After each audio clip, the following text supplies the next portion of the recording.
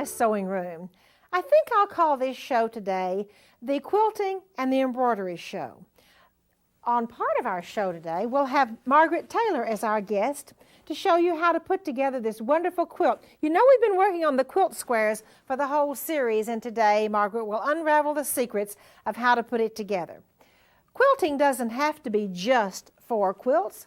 Quilting is just as pretty when done on clothes. This lovely jacket I just thought you'd like to see.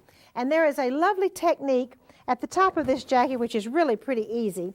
It's machine stippling all around the big area, and then there's an area with the design, the little leaves in this case, with no machine stippling, just stitching around it, and that makes an absolutely lovely quilted on silk look also. Embroidery, embroidery, everybody's favorite for heirlooms. I thought you'd like to take a little peek at this beautiful Margaret Boyles embroidered pillow top with the beautiful shadow work embroidery. Oh my goodness, it has leaves, it has the Point de Paris or Madeira applique, absolute elegance. And Margaret will be here to share with you how to do something that just about scares everyone to death in heirloom embroidery. And here's what it is. Today, you're going to learn the easy way of making bullion rosebuds. Yes, bullion rosebuds. No more do you have to be afraid of them, because Margaret Boyles will be here to share with you how to make those lovely little flowers right in this area of the bow of this beautiful spoke collar. Now you remember from an earlier show, you've already learned how to make one of these spoke collars, and today, since you've joined me in my sewing room, I can tell you that you're going to learn how to do beautiful embroidery to go on your spoke collar. All right, quilting and embroidery, you'll be glad you joined me today. And now, let's go to Margaret Boyles and let her show you how easy it is to make bullion rosebuds.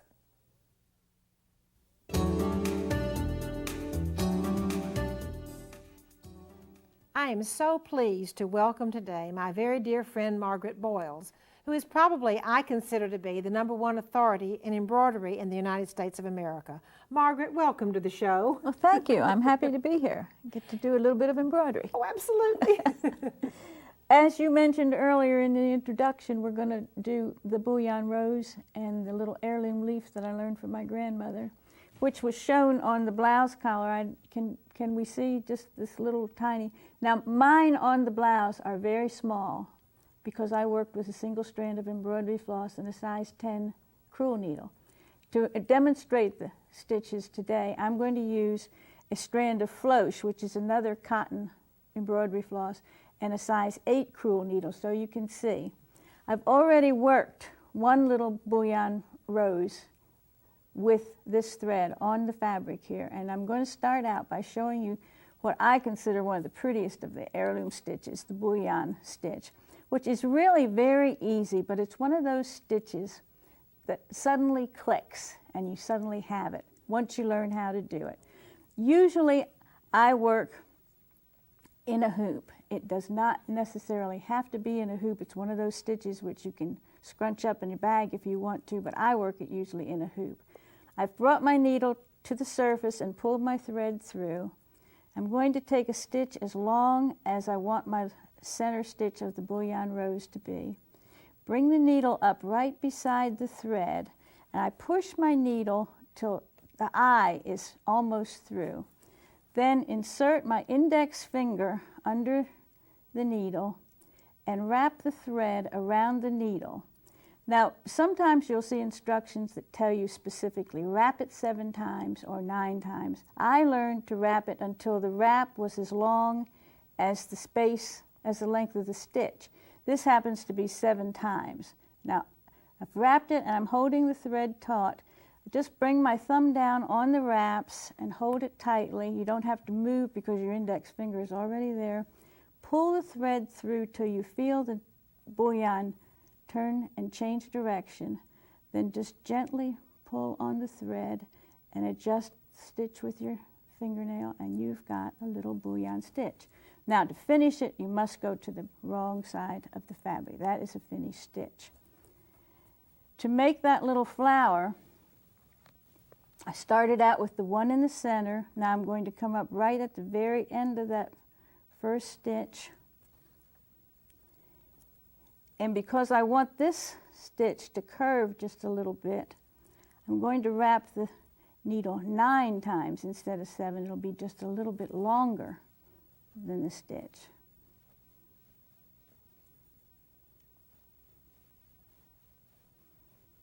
As you wrap, hold your wrap back as close to the fabric as you can, but don't overlap the wraps. Just hold the very first one back close.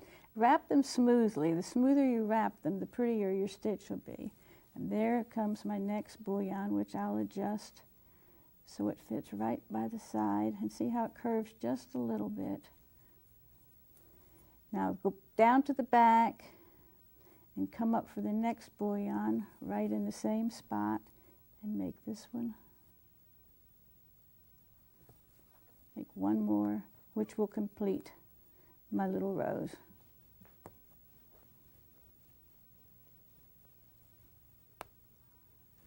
You'll feel the eye of your needle slide through the wrap, and that's your clue that you've got a good stitch coming right there.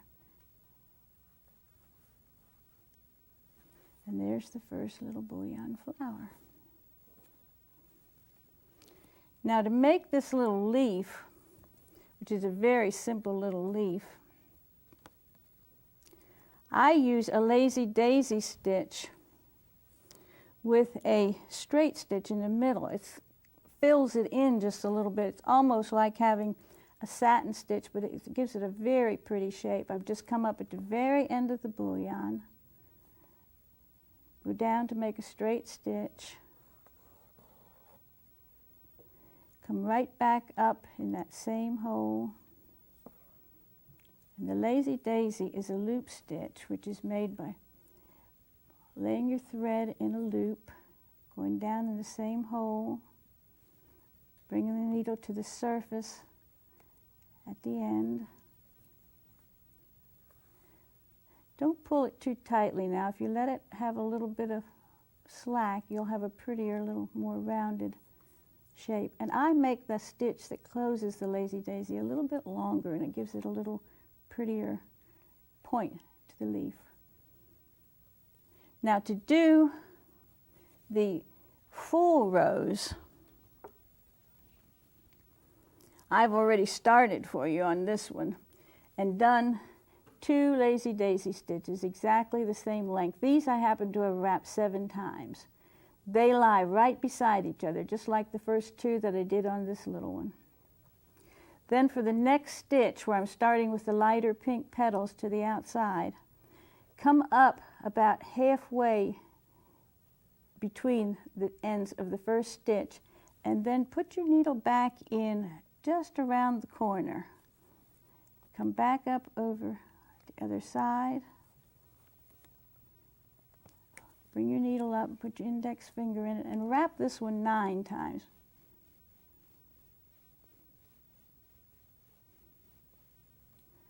Thumb down, work the needle eye, and you'll do what I did, just make a knot. Just take your time. If your stitch isn't absolutely perfect, you have a little bit of time right here to take your thumbnail, tug on it, and put those wraps where you want them. Now, to make the next one, you have to go back halfway from that last one and put your needle down the next side and just keep repeating. Most of my little roses, I will go around about 3 or 4 times. The first 2 may have 7 wraps. The next 3 or 4 will have 9 wraps, and then the outside row will have 11 wraps. Each one gets a little bit longer because you want a little bit more of a curve to each one as you work along around. This is something that's really pretty on most heirloom things. I like to work these in white on white, but as you can see on the blouse, they're sweet in pastel colors. Margaret, is there any rule of thumb about the lighter colors go to the inside and darker to the... Is there any rule of thumb about that? Sometimes I put a yellow center in and then start with the palest pink and work to the outside. It depends on what effect you want to get. I like to use several colors. Another thing which I've used on this blouse is overdyed floss, which gives a variegation, and the little roses look like I have stopped and started many times because we've got that pretty little variation. If you can see I've also used that floss on this bow and on the stems. It's really a wonderful floss to work with. Now I'm working on Irish linen, handkerchief linen, which is to me the ultimate when doing embroidery, because it's firm, holds your stitches beautifully. It doesn't have any slubs to make them irregular, and it's just, to me, absolutely perfect. It's the embroiderer's dream fabric.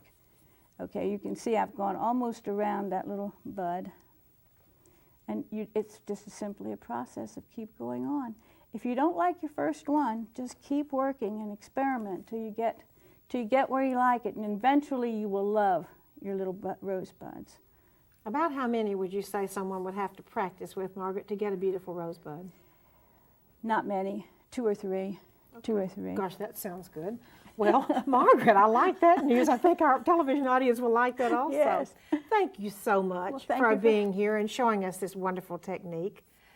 Now, we have an exciting part of the show for you next, because the beautiful quilt squares that we've been working on the whole series, it's now time to put that pretty quilt together.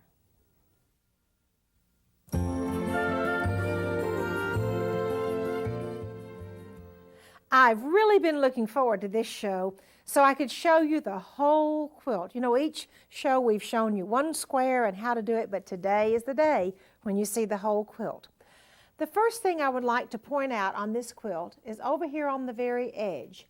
This is a lovely English netting insertion with a bow embroidered on it, and there are 2 pieces of lace edging stitched on either side. As you know probably by now, the whole quilt is made out of silk dupioni with all kinds of other things put on it. Let me share with you the squares in this quilt. The first square has the baby bonnet with silk ribbon embroidery and all of its lovely embellishments. Moving on over to the square where we've maybe sort of done old linens. We took those things that you've got stuffed away that you're never going to use again, brought them out, chopped them up, and made a beautiful quilt square. This square right here is the beautiful spoke collar square with wonderful decorative stitches. And of course, since this is my quilt, I have a P in the middle, which was stitched out of one of my lovely sewing machines. Do you remember the cut work show? We had so much fun doing easy cut work. Then the French waterfall show. This is a beautiful marine blue and white silk dupioni with the scallops on either side. And then this is the ribbon and organdy sandwiches show with all that pink little ribbon peekabooing out through the organdy. How sweet that is. This is the shadow shapes square. We have the beautiful organdy over the hot pink, and there's a piece of blue underneath it. And you know what I especially love about this square? The wonderful silk ribbon in the middle. On over to the wedding show. Beautiful, all kinds of goodies with a little bit of crazy patch at the corner. One of everybody's favorites for the whole series was the tumbling block quilt square. And back over to the last but certainly not least, we have the puffed triangles that are so sweet in this square with the purple silk dupioni, and then the lovely Normandy lace square where everything was stitched on top of the netting. Absolutely lovely, just scraps and pieces stitched right on. And finally is the Christmas wreath. Beautiful, beautiful ribbon, all wired and pinched together, looking like a festive holiday. One little trick I would like to show you. This is a little antique Valentine, which go to your local photocopy place, have them put it on organdy, and then just stitch it down to your heart's content. You can put any picture you want to, not just a Valentine, but you can also put a picture of your child or grandchild on the quilt. This little square right above it is really sweet too. We'll just call this scraps of patchwork with a little piece of lace joining it. And right over here is one of my favorite things about the quilt. It is a glove which has been stitched down. And I'll hold these little ribbons up to show you the wonderful silk ribbon embroidery that stitches the wrist of the glove to the quilt. Such an elegant quilt. designed by one of the top quilters in the United States of America. And at this time, I would like for you to meet my dear friend and quilting master, Margaret Taylor. Margaret, we are so glad to have you on the show. Thank you, Martha. As with all forms of sewing, there are so many new gadgets that are out, and one of the great things for sewing is this little foot. Most of your machine companies now have what's called a quilting foot or a 1/4 inch foot. That's the seam allowance you want to use, and the side of your foot is going to give you a perfect 1/4 inch seam, so you don't have to guess. Now, for the purpose of this show, we're using some just smaller pieces to show you the construction. We've got our sashing in here, and I'm going to stitch this piece together for you. And notice my foot is traveling right along the edge, and of course that thread caught up in there. That's because I didn't have it pulled behind the machine like I was supposed to. But the side of the foot travels right along the edge of the fabric. Now, the quilt is made out of silk. I would advise that when you're doing your blocks, that you cut your blocks a little bit larger, because the silk, as you handle it, sometimes it will unravel. That's simply a characteristic of the silk, and it's not anything that can't be overcome. It's well worth cutting the blocks just a little larger. You stitch your blocks, you fold it up. Always remember, press dark, light to dark. Then we put our sashing down the center, and that's simply another long strip that is stitched together. Now, this is what the quilt is going to look like when you start putting it together and you do your side sashings. The side pieces were made by simply taking a piece of silk and folding it in half, laying the netting lace on top of the fold and get it in the center, then putting your edging lace on the outside and stitching it with a tiny zigzag. And this is what the piece would look like. Now, if you have, like as Martha told you, the piece in the center that we have right, let me pull this over a little bit. The piece in the center is simply a piece of leftover piece of crazy patch, and I decided to put that little embellishment in the center because, you know, sometimes when you're piecing these things and you put them together, the corners don't exactly match, so you can kind of hide it with this.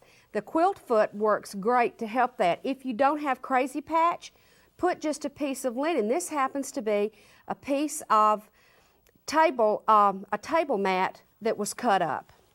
And then we've got our layers of the backing, our quilt batting, and the top. And that's what we're going to quilt with. Now you're going to notice all of these little white things that are sticking up in the quilt. What that is another little gadget. It's called a quilt gun. And you just take these, pierce it through, and click it, and it holds the quilt in place. Then once you get everything together, you have to miter the corners. Again, we're going to do a fold back miter, just like Martha's taught you and all the other techniques. Instead of lace, we're using the border for the quilt, and it's a matter of folding the lace, folding it back on itself, matching up your seam allowances, and pinning in place. Now, once you get all of your borders on and get your quilt put together like you want it, then go back and take a rotary cutter and trim off the edges. Then we have to do the binding. A lot of people do the binding in one step. I guess I'm an don't like to change from what I learned. I always put my binding on in a separate piece. I decided the width I wanted my binding to be, folded in half. The folded edge is going to be on the back side, so I don't have to turn under a raw edge. I'm simply going to put it on my quilt and stitch it down. This is my raw edge, and then we have this part right here where we have to join it together. We simply slip it in, slip it over. Let's get the raw edge on the inside and slip it in like this. And I can't get it to work in there right now, but it goes. There we go. Then we can stitch it in place, and then to finish it, you simply turn it under. You can either stitch it down by hand or by machine. And that's all there is to the quilt, Martha. It's that simple to put together. Oh, Margaret, you make it sound so simple. And you're such a wonderful quilter, and I'm just so excited about this simpler type of quilt. I do believe the sampler quilt is not quite so difficult. Margaret, thank you so much. You're welcome. And now then we have a beautiful craft for you.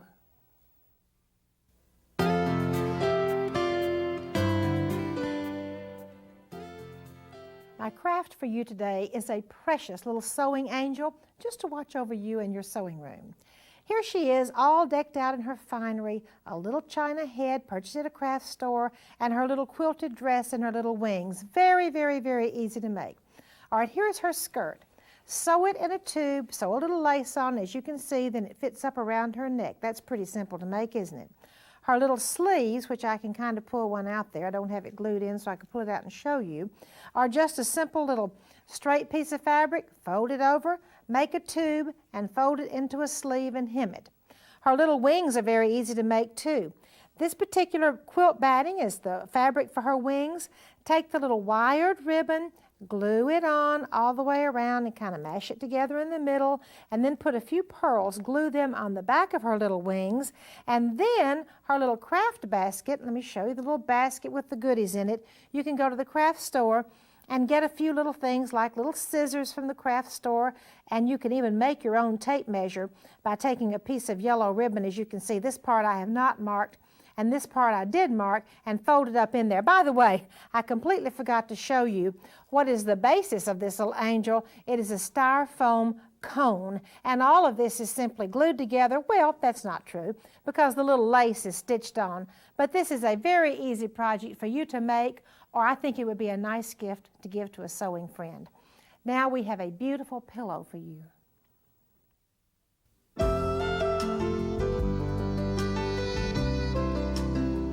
This pretty little lavender pillow I'm going to show you in just a second, actually we call it the Celtic Quilted Pillow. Now that's quite a mouthful, very easy to do though. The little Celtic quilting design that we have on here has a wide stitch. Actually it's about a 4-stitch length, not a wide, a long stitch length, and we've used monofilament or transparent plasticky looking thread. This is very easy to do. Let me show you how. We have 2 pieces of quilt batting behind here, plus the fabric, which this is a batiste on the front. The design is ready to go, and I'm just going to stitch a long stitch. Actually, I really like this narrow, skinny quilting foot for this too, because it has that little skinny hole in the middle, and I can really see where I'm stitching. So I'm going to come up to the point, and since I have needle down, I'll whiz it on around here. There you go. Put it down again, and I'm stitching right through the batting and through the fabric. This is one of the easiest techniques in the world to do, and especially if you have this skinny little foot, which makes it very easy to turn the corners. And that's absolutely all there is to making this beautiful padded Celtic pillow. Won't you come along to my attic, where I will show you a beautiful antique garment just loaded with heirloom sewing ideas for you to enjoy and perhaps even copy.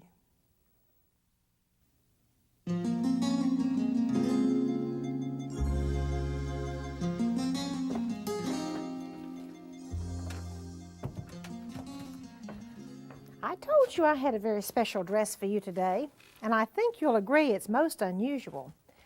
This little dress I purchased in France. Now, let me show you first of all the sleeve on this little dress, which I think is very unusual. It's almost impossible to find a raglan sleeve. As you can see, this is a raglan sleeve. Another feature which I think is really interesting, do you see how the fabric, which is turned sideways, those little flowers are actually growing sideways? Can you see that this is a Swiss embroidered fabric turned sideways? In other words, here's the bottom of the fabric, which runs up and down the dress. You know by now that one of my favorite techniques is pin tucks. These particular pin tucks are released pin tucks, and they're so beautiful all the way across the front. That would be so pretty on a dress for today, this whole treatment. Now, the waistband is a little wide embroidered Swiss batiste and has entredeaux at the top, entredeaux at the bottom. Once again on the skirt, this same bordered fabric, and look here, more pin tucks on the skirt, which I think are absolutely precious. I want to thank you once again for joining me in my sewing room today. It is certainly my pleasure to have you visit with me, and I hope that you will be able to join me again next time.